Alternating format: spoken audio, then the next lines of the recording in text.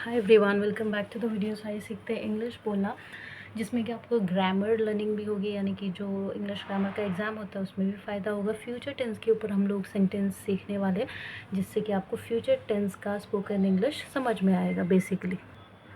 तो चलिए, first sentence, मैं कल आऊँगी। I will come tomorrow. मैं कल आऊँगी कैसे पहचान होती है फ्यूचर की? गागेगी। तो आई विल कम टुमारो, जहाँ पे फ्यूचर टेंस होगा वहाँ पे विल का यूज़ होगा।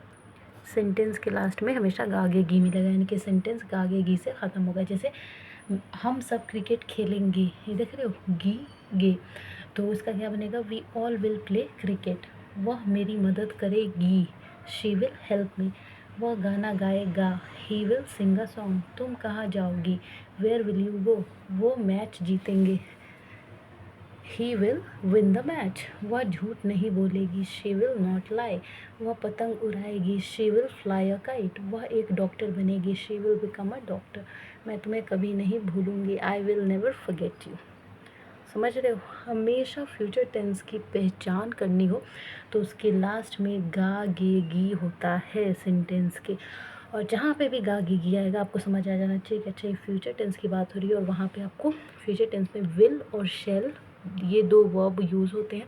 शैल ज़्यादातर आई और वी के साथ यूज़ होता है, फॉर्मलिज्म को शो करता है। और विल जो है सारे ही सब्जेक्ट के साथ यूज़ कर सकते हैं। आप शैल को भी आप यूज़ कर सकते हैं, लेकिन इंग्लिश ग्रामर की टर्म में आई और वी के साथ शैल का यूज़ करना कंपलसरी हो जाता है। विल भी आप कर सकते हैं, depends on the circumstances, right. तो यहाँ पे बोलना आपको इंग्लिश सीखना है। हिंदी और इंग्लिश में इसलिए लिख दिया कि आपको फ्यूचर टेंस समझ में आए कि अच्छा चीज़ क्या होती है, लेकिन इसके बाद आपको इंग्लिश में ऑफकोर्स 5 बार प्रैक्टिस करनी पड़ेगी। तो ये जो सेंटेंस हमने लिखा उसको 5 बार प्रैक्टिस करना, ये बताती हूँ कैसे। जैसे अगर पहला सेंटेंस आप पढ़ेंगे, आई विल कम टुमारो, इसी को 5 बार पढ़िएगा। I will come tomorrow, I will come tomorrow. 5 बार पढ़ने के बाद उसका मतलब भी देख लेना कि मैं कल आऊँगी, ताकि एकदम क्लैरिटी हो जाए और स्पोकन इंग्लिश जो अपने आप आपकी ज़ुबान से निकलने शुरू हो जाएगी। We all will play cricket, we all will play cricket, इस तरीके से। She will help me, she will help me. He will sing a song, he will sing a song. ऐसे 5 बार पढ़ना है।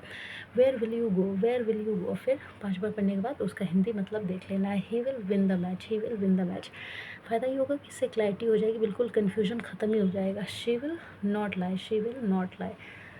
She will she will play a kite. She will play a kite. She will become a doctor. She will become a doctor.